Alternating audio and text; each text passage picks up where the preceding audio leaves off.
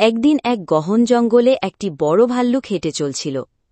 হঠাৎ সে একটি মধু ভরা চাক খুঁজে পেল। মধুর ঘ্রাণে তার মন ভরে গেল। খুশি হয়ে সে মধু খেতে শুরু করল। ঠিক তখনই একটা ছোট্ট কাঠবিড়ালি এসে বিনয় করে বলল, ভাল্লুক ভাই, আমাকেও একটু মধু দেবে?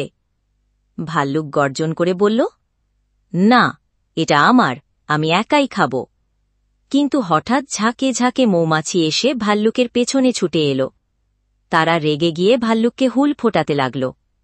ভাল্লুক ব্যথায় চিৎকার করতে করতে দৌড়াতে লাগল। ছোট্ট কাঠবিড়ালিটি সাহস করে এগিয়ে এল।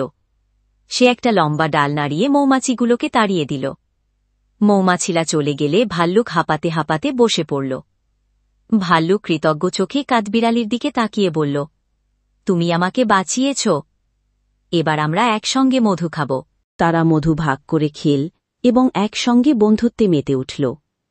নৈতিক শিক্ষা: ভাগ করে নেওয়া মানে বন্ধুত্ব ও কৃতজ্ঞতার জন্ম।